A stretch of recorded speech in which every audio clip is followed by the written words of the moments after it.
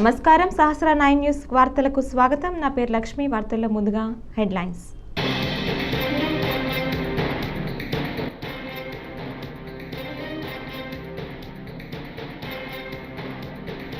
Vizag railway zone పనులు మరింత వేగవంతం.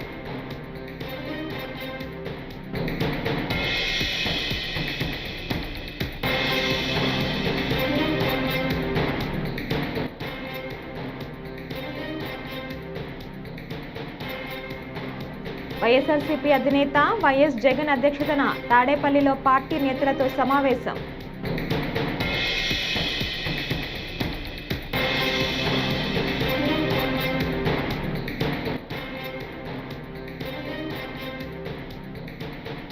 అమరావతిలో ఆగిన పనులపై ఇంజనీర్లతో కమిటీ వేశామన్న మంత్రి నారాయణ.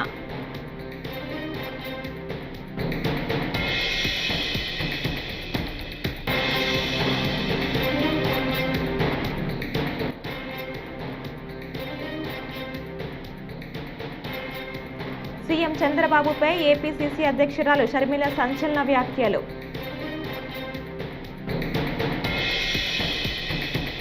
ఇక డీటెయిల్స్ చూస్తే, పార్లమెంటు సమావేశాల్లో భాగంగా లోక్సభలో సౌత్ కోస్టల్ రైల్వే జోన్ గురించి విశాఖపట్నం ఎంపీ భరత్ ప్రశ్నలు లేవనెత్తారు.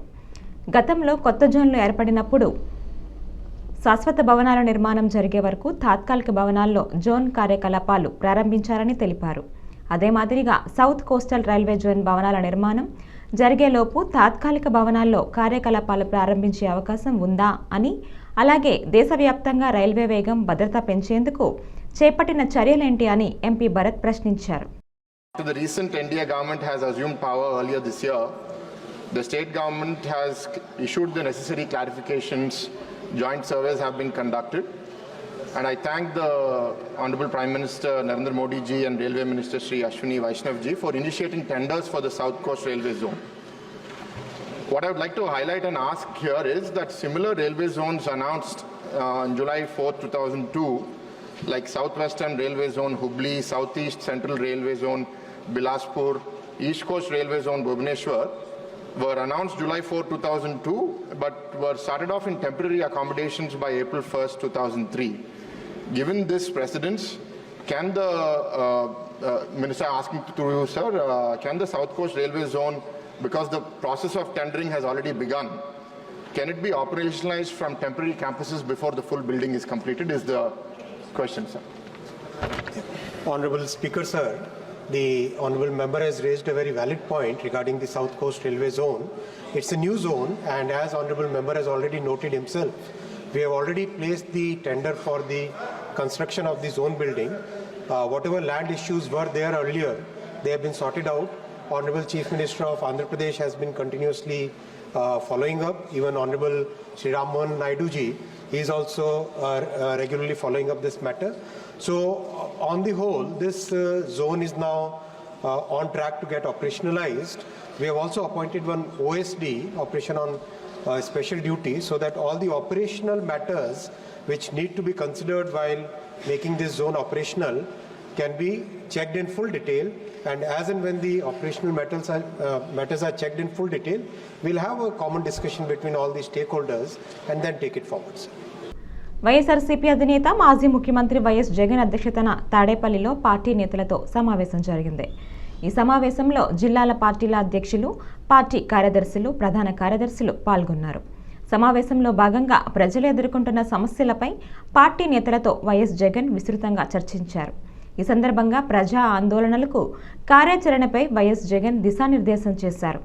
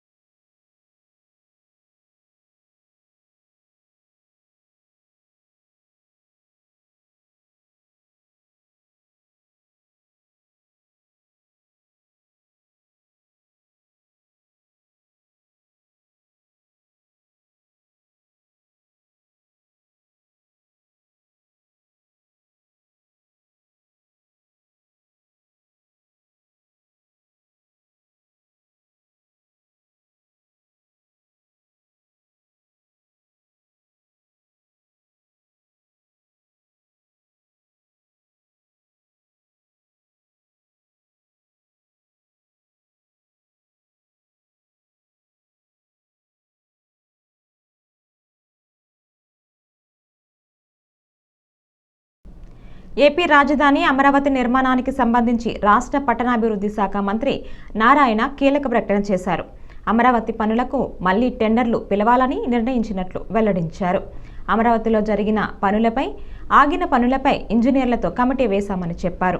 కమిటీ నివేదిక మేరకు టెండర్లు రద్దు చేసి మళ్లీ పిలిచేందుకు నిర్ణయం తీసుకున్నట్లు వివరించారు. 11,471 కోట్లతో అమరావతిలో పనులు చేపట్టాలని నిర్ణయించినట్లు మంత్రి నారాయణ పేర్కొన్నారు. లీగల్ విషయాలు కానీ ఇవన్నీ కూడా యాక్చువల్గా దానికి డిఫరెంట్ కమిటీలు సీఎల్తో, ఎందుకంటే గత 5 సంవత్సరాల్లో పనులు ఆగిపోయినాయి. పని వాళ్ళని క్యాన్సిల్ చేసి డ్రాప్ చేశారంటే చేయలే, ఏజెంట్లు అట్నే ఉంచేశారు. ఏజెంట్లు అలా ఉంచేశారు, వాళ్ళ ఇన్ఫ్రాస్ట్రక్చర్ ఇక్కడే ఉండిపోయింది, క్లోజ్ చేయలేదు.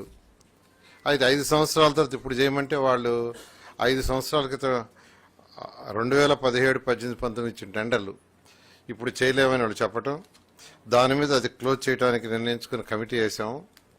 ఆ కమిటీని 24వ తేదీ 7వ నెలలో సీఎలతో కమిటీ వేస్తే ఆ కమిటీ డిస్కస్ చేసి 30/10/24 అక్టోబర్ 30వ తేదీ సబ్మిట్ చేయడం జరిగింది. దాన్ని 27/11 యాక్చువల్గా అది క్యాబినెట్ అప్రూవ్ చేసింది.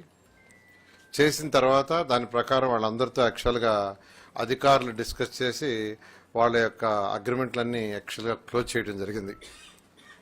ఎవరైతే అమరావతి రాజధానిలో రోడ్లు కావచ్చు, రోడ్లలో ట్రంక్ రోడ్స్, మెయిన్ రోడ్స్, అదేవిధంగా లేఅవుట్ రోడ్స్, అదేవిధంగా 3,600 బిల్డింగ్స్, ఇవన్నీ కూడా యాక్చువల్గా క్లోజ్ చేయడం జరిగింది. అయితే ఇప్పుడు మళ్ళా వాటికి టెండర్ పిలవటానికి అధికారులు 18 వర్షని 11,471 కోట్లతో 11,000. సీఎం చంద్రబాబుపై ఏపీసీసీ అధ్యక్షురాలు షర్మిల సంచలన వ్యాఖ్యలు చేశారు. బుధవారం నిర్వహించిన మీడియా సమావేశంలో మాట్లాడుతూ కూటమి ప్రభుత్వం అధికారం చేపట్టి నేటికి 6 నెలలు అయ్యిందని అన్నారు. మరి మీ సూపర్ 6 ఎక్కడా అని ప్రశ్నించారు. సూపర్ 6 విధి విధానాలను ఇంతవరకు ప్రకటించలేదని నిలదీశారు. సూపర్ 6 ప్రకటన చేసే నాటికి గత సీఎం జగన్ 8 లక్షల కోట్లు అప్పులు చేసి పెట్టారని, ఈ విషయం చంద్రబాబుకు తెలుసని గుర్తు చేశారు. జూన్ 4వ తేదీన రిజల్ట్స్ రావడం జరిగింది. జూన్ 4 నుండి ఇప్పటికీ డిసెంబర్ 4 చంద్రబాబు గారు ముఖ్యమంత్రి అయి 6 నెలలు గడిచినట్టు లెక్క. మరి చంద్రబాబు గారు 6 నెలలు ముఖ్యమంత్రిగా ఉండి ఏమి సాధించారో ప్రజలకు ఒకసారి సమాధానం చెప్పాలని కోరుతున్నాం. 6 మంత్స్ అయిపోయింది, మీ సూపర్ 6 ఎక్కడా? 6 మంత్స్ అయిపోయింది,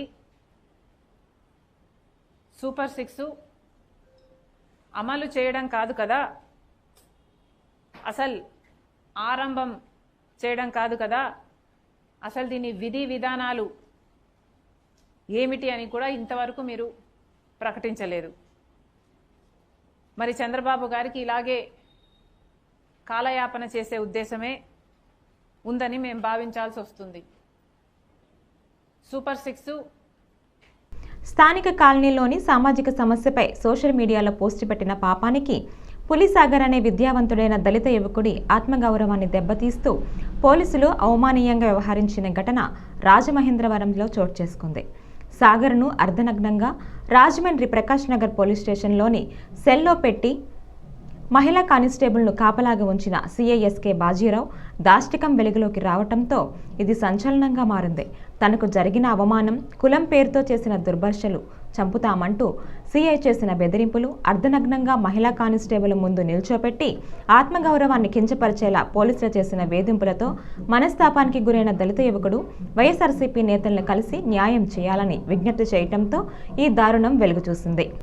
బాధిత యువకుడు పులిసాగర్తో కలిసి తాడేపల్లిలోని వైఎస్ఆర్ కాంగ్రెస్ పార్టీ కేంద్ర కార్యాలయంలో రాజమండ్రి మాజీ ఎంపీ వైఎస్ఆర్సీపీ అధికార ప్రతినిధి Margani Bharat, party SC cell అధ్యక్షుడు మాజీ ఎమ్మెల్యే టీజేఆర్ సుధాకర్ బాబు, పార్టీ అధికార ప్రతినిధి మాదిగ కార్పొరేషన్ మాజీ చైర్మన్ కొమ్మూరి కనకారావులు నిర్వహించిన మీడియా సమావేశంలో జరిగిన సంఘటనను మీడియా ముందు వెల్లడించారు.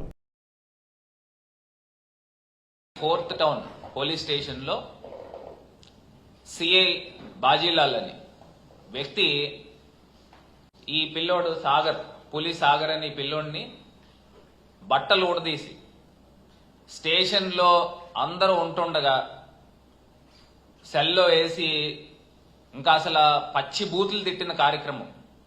నిజంగా ఈ అబ్బాయి చెప్తా ఉన్నాడు, సార్ నేను ఏం తప్పు చేశాను, వర్షం పడినప్పుడు కూటమి ప్రభుత్వం వచ్చిన తర్వాత మీరు ఏం చేశారు, నెల రోజుల్లో మీరు చేసిన ప్రక్షాళన ఇదా అని పోస్టులు పెట్టాడు.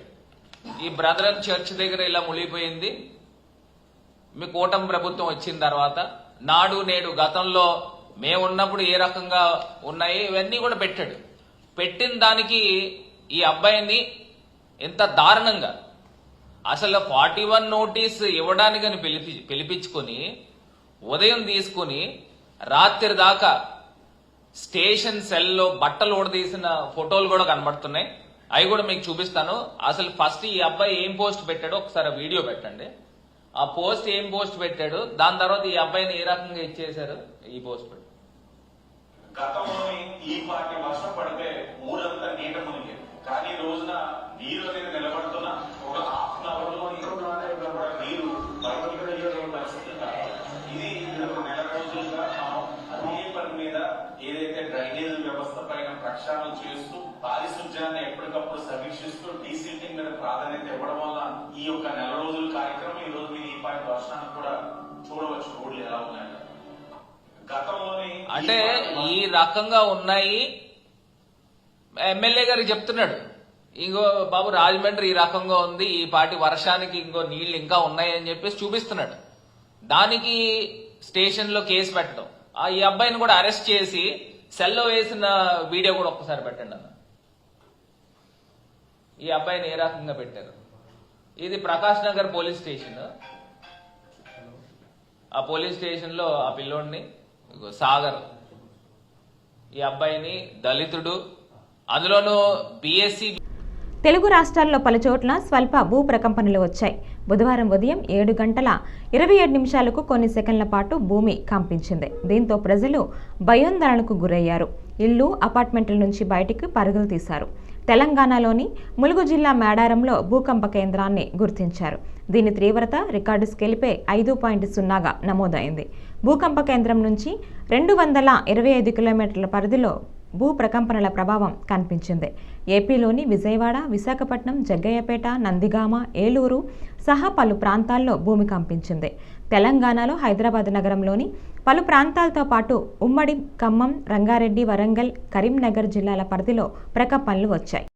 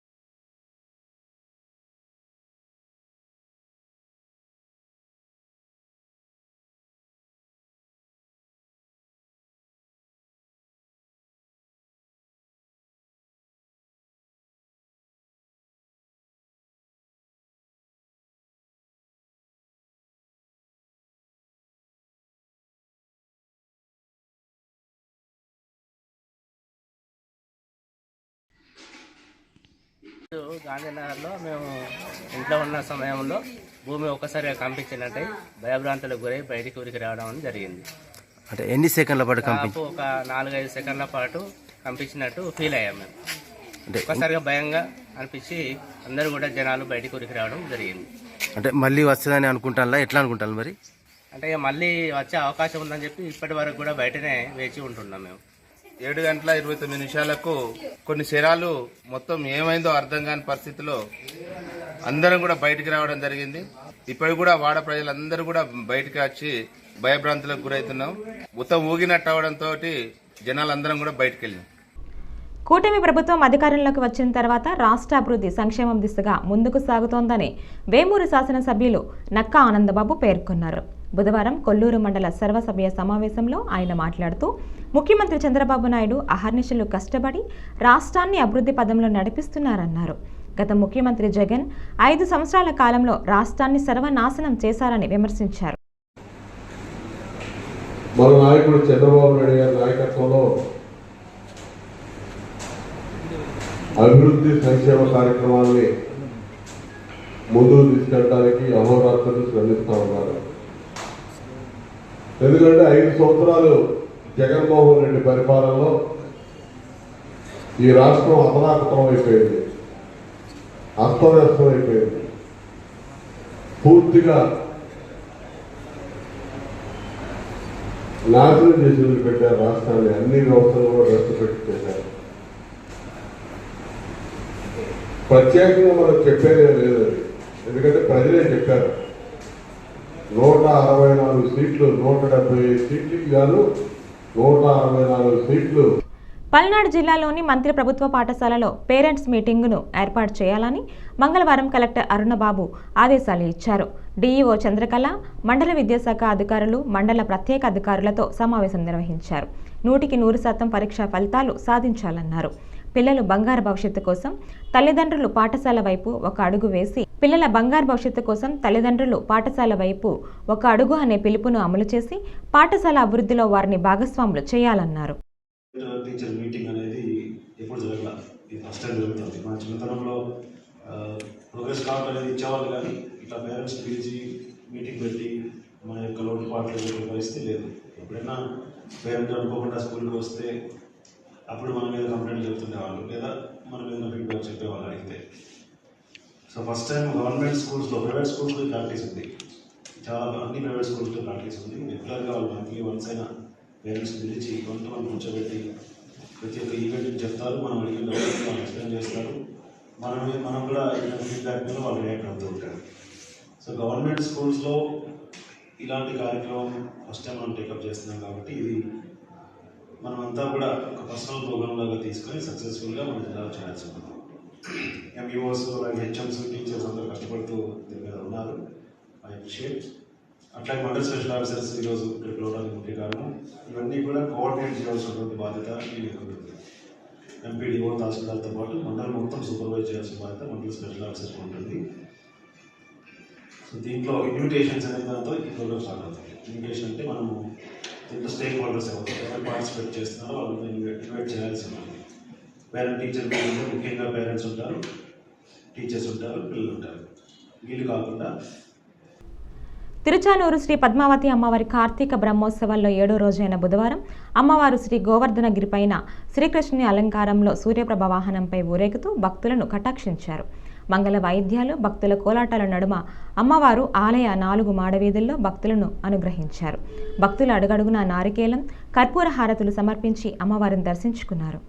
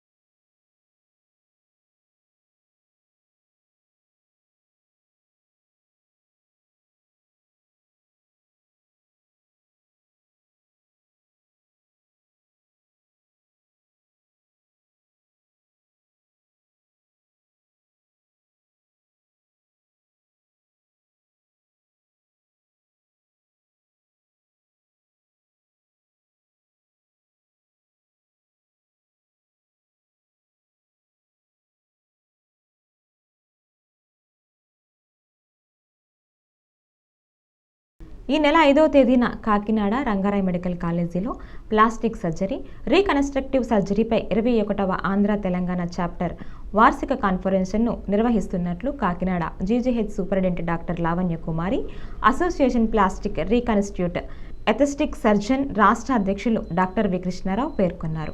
బుధవారం కాకినాడ జీజీహెచ్లో జరిగిన విలేకరుల సమావేశంలో వారు మాట్లాడారు. నమస్కారం. ఇప్పుడు కాకినాడ గవర్నమెంట్ జనరల్ హాస్పిటల్ మరియు రంగరాయ మెడికల్ కాలేజ్ నందు 5, 6, 7 తారీఖులు డిసెంబర్లో అబ్రాస్కాన్ అంటే association of plastic reconstructive and aesthetic surgeons conference జరుగుతుంది. ఈ కాన్ఫరెన్స్లో ప్లాస్టిక్ సర్జరీ గురించి అవగాహన కార్యక్రమాలు మరియు దాని ఆవశ్యకత గురించి ఎన్నో విషయాలు దేశ విదేశాల నుంచి కూడా సర్జన్స్ వచ్చి తర్వాత వక్తలు వచ్చి మాట్లాడటం జరుగుతుంది. దీనిలో కూడా 5వ తారీఖున గవర్నమెంట్ జనరల్ హాస్పిటల్ యందు వర్క్షాప్ జరుగుతుంది. ఈ workshops morning cadaver surgeries, cadaver మీద వాళ్ళ రకరకాల పరిశోధనాత్మక సర్జరీస్ అన్నీ కూడా చేసి యంగ్ బడ్డింగ్ సర్జన్స్కి టీచింగ్ చేయడం జరుగుతుంది. దీనివలన ఏంటి అంటే యువ వైద్యులు అందరూ కూడా బాగా సర్జికల్ స్కిల్స్ ఎట్లాగే పెంపొందించుకోవాలి, తర్వాత దానికి కావాల్సిన మార్గాలు అన్నీ కూడా నేర్చుకోవడం జరుగుతుంది. తర్వాత ఆఫ్టర్నూన్ నుంచి 5వ తారీఖున సర్జరీ సెమినార్ హాల్లో బొటాక్స్, థ్రెడ్స్ మరియు ఫిల్లర్స్ గురించి, ఈస్థెటిక్స్ అండ్ కాస్మెటిక్స్ సర్జరీస్ గురించి కూడా మాట్లాడడం జరుగుతుంది. 6, 7 తారీఖుల్లో ఫేబెన్ కన్వెన్షన్ కాకినాడ యందు జరుగు సైంటిఫిక్ సెషన్స్కి మనకి తమిళనాడు, కేరళ, తర్వాత దక్షిణ రాష్ట్రాల నుంచి కూడా renowned surgeons and plastic surgeons వచ్చి, తర్వాత top most surgeons, plastic surgeons, even 84 years plastic surgeon కూడా ఇంట్రెస్టింగ్గా వచ్చి ఆయన అనుభవాన్ని మనతో పంచుకుంటున్నారు. సో ఈ అవకాశాన్ని ఏంటి అంటే దాన్ని సద్వినియోగపరచుకోవడానికి, దాన్ని అందుకోవడానికి కూడా ఆల్మోస్ట్ 200 మంది డెలిగేట్స్ రిజిస్టర్ అయ్యి ఉన్నారు. సో ఈ 2 దానికి కూడా వాళ్ళ అనుభవాన్ని యువ వైద్యులు అందరూ కూడా అందుకొని వాళ్ళు ముందుకెళ్ళి ప్లాస్టిక్ సర్జరీలో నిష్ణాతులు అవుతారని చెప్పేసి దానికి ఈ కార్యక్రమం ఎంతగానో ఉపయోగపడుతుందని ఆశ. భారత తొలి రాష్ట్రపతి, భారతరత్న స్వర్గీయ బాబు రాజేంద్ర ప్రసాద్ గొప్ప దేశభక్తుడు, స్వాతంత్ర సమరయోధుడు అని కాంగ్రెస్ పార్టీ నాయకుడు తులసిరెడ్డి కొనియాడారు. మంగళవారం బాబు రాజేంద్ర ప్రసాద్ 140వ జయంతిని వేంపల్లిలో ఘనంగా నిర్వహించారు. అనంతరం తులసిరెడ్డి మాట్లాడుతూ, స్వాతంత్ర ఉద్యమంలో పాల్గొని, ఉప్పు సత్యాగ్రహం, క్విట్ ఇండియా అనే ఉద్యమంలో పాల్గొని జైలు జీవితం గడిపారని అన్నారు. రాష్ట్రంలో టీడీపీ కూటమి పార్టీల మధ్య, వైకాపా పార్టీ మధ్య లాలూచి కుస్తీ జరుగుతూ ఉంది. ప్రతిరోజు టీడీపీ కూటమి పార్టీలు వైకాపాను విమర్శించడం, వైకాపా పార్టీ టీడీపీని విమర్శించడం, ఈ విమర్శలకు ప్రతి విమర్శలకు మాత్రమే సరిపోయింది కానీ చర్యలు మాత్రం ఏమాత్రం లేవు. సోలార్ విద్యుత్ కొనుగోలు ఒప్పందాల్లో ఆదాని 1750 కోట్ల రూపాయలను వైకాపా అగ్రనాయకులకు, ఆనాటి ప్రభుత్వంలో అగ్రనాయకులకు ఇచ్చినట్లు అమెరికా ప్రభుత్వానికి చెందిన సంస్థలు అక్కడ కోర్టులో ఛార్జ్షీట్ వేశాయి. కానీ ఇక్కడ మాత్రం ఏమాత్రం చర్యలు ఉండవు. పేపర్లలో పుంకాలుగా రావడమే తప్ప దాని మీద విచారణ ఉండదు, అరెస్టు ఉండదు, చర్యలు ఉండవు, ఆ విద్యుత్ కొనుగోలు ఒప్పందాలు రద్దు ఉండదు, ఏం చర్యలు ఉండవు. కానీ మాటలు మాత్రం మాట్లాడుతుంటారు. అదేవిధంగా అధికారంలోకి వచ్చి 6 నెలలు కావస్తా ఉంది. ఈ 6 నెలల్లో ఈ యొక్క సబ్సిడీ బియ్యం అక్రమ రవాణా జరగలా. డ్రగ్ నియంత్రణకు యువత నడుం కట్టాలని పార్వతీపురం ఎమ్మెల్యే విజయ్ చంద్ర పిలుపునిచ్చారు. బుధవారం పార్వతీపురం పట్న లయన్స్ కళ్యాణ మండపంలో జిల్లా పోలీస్ శాఖ ఆధ్వర్యంలో సంకల్పం కార్యక్రమం జరిగింది. విశాఖ రేంజ్ డీఐజీ గోపీనాథ్ హాజరైన ఈ కార్యక్రమంలో ఎమ్మెల్యే పాల్గొని మాట్లాడారు. ధనవంతులతో తిరిగితే ధనవంతుడిగా మారుతాం, పిచ్చోళ్లతో తిరిగితే పిచ్చోడిగా మారుతాం, వ్యసనపరులతో తిరిగితే వ్యసనపరుడుగా తయారవుతాం అని అన్నారు. ఇక డ్రగ్స్కి జీరో, అసలు ఇక్కడ ఎలిమినేట్ చేయాల్సిన బాధ్యత ప్రభుత్వం పైన ఉంది. అది పెద్ద ఛాలెంజ్గా తీసుకొని ఈ సంకల్పం కానీ, మొన్న స్టార్ట్ చేసిన ఈగల్ కానీ, ఈ ప్రోగ్రాంలు మీ భవిష్యత్తు గురించే. మీరు భారతదేశ భవిష్యత్తు పౌరులని మర్చిపోకండి. మీ తల్లిదండ్రులు మీపై పెట్టుకున్న కళలు, మీరు ఆలోచిస్తున్న విధానం మిమ్మల్ని ముందుకు తీసుకెళ్తుంది. మీరు ఏం అవ్వాలనుకున్నా ఇక్కడ అందరూ ఐపీఎస్లో ఉన్నారు. ఆల్రెడీ చాలామంది చేతులు ఎత్తారు ఐపీఎస్ అవుతానని. ఒక ఐపీఎస్ఏ కాదు, ప్రపంచం చాలా మారిపోయింది. ఒక అద్భుతమైన వరల్డ్లో ఉన్నాం. దాన్ని మీరు యూటిలైజ్ చేసుకోగలిగితే మీరందరూ కూడా ఒక సక్సెస్ఫుల్ యూత్గా నిలుస్తారని మీ అందరికీ తెలియజేస్తున్నా. ఈ వార్తలు ఇంతటితో సమాప్తం. నమస్కారం.